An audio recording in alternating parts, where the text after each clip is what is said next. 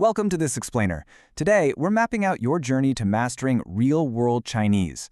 So whether you are literally just stepping into a 7th grade classroom for the very first time, or you're already gearing up for your Lesson 3 application task on daily communication, charting a super clear course is absolutely the secret to fluency. We're going to unpack exactly what this adventure looks like, from those early, basic beginner greetings, all the way up to advanced mastery, using official standards to guide our way. Let's get into it.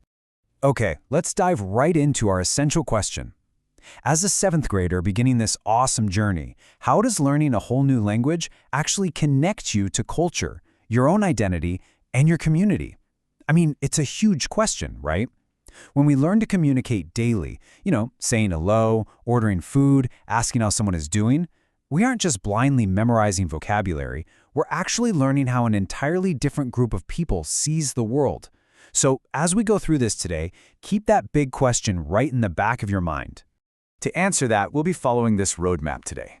First, connecting culture and identity. Then, exploring the 5 C's framework. Next, navigating your HSK milestones. And finally, arriving at your real-world language goals for that application task.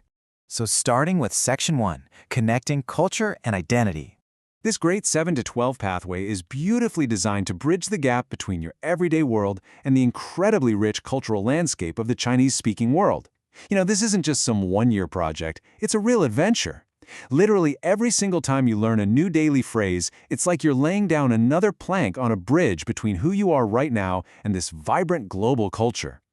Understanding that deep connection is exactly what gives your daily communication practice its true purpose. Moving right along to Section 2, the 5 C's framework. Now these 5 pillars, communication, cultures, connections, comparisons, and communities, work together as the ultimate compass for your exploration.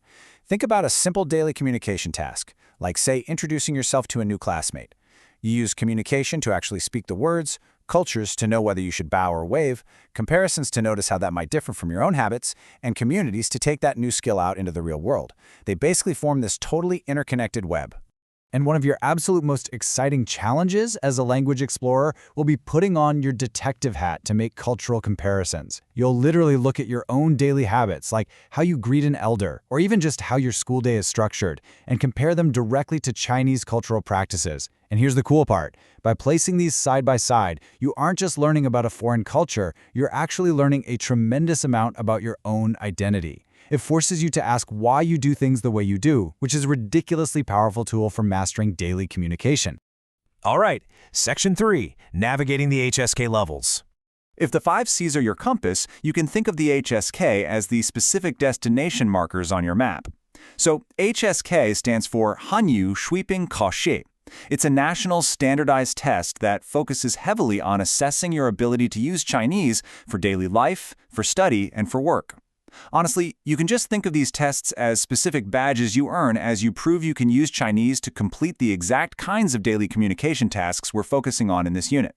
Let's break down these early levels real quick. Starting at HSK 1, you're mastering simple daily exchanges, basic survival scenarios, which is exactly what we're zeroing in on right now.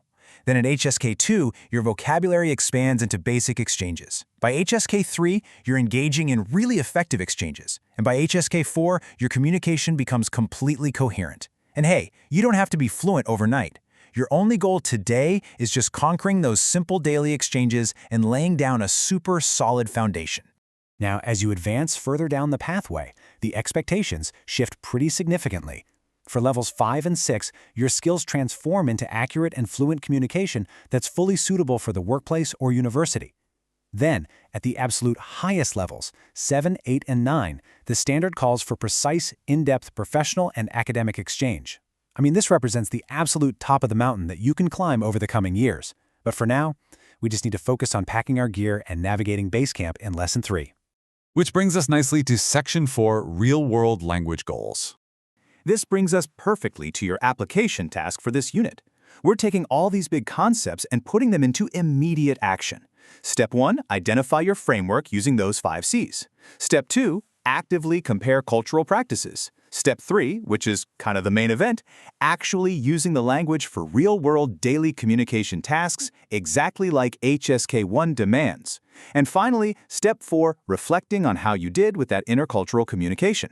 This constant cycle of action and reflection, that is exactly how you build true, lasting proficiency. So I want to leave you with a bit of a challenge. We've mapped out this massive global landscape today, but I want you to look a little closer to home. How are you going to take your brand new daily communication skills and use them to build a real connection in your own community this week? Whether it's reading a sign at a local market or just greeting a neighbor in Chinese, this roadmap doesn't end with a test score, it ends with a richer, more connected life. Thank you so much for joining me for this explainer, and hey, happy exploring!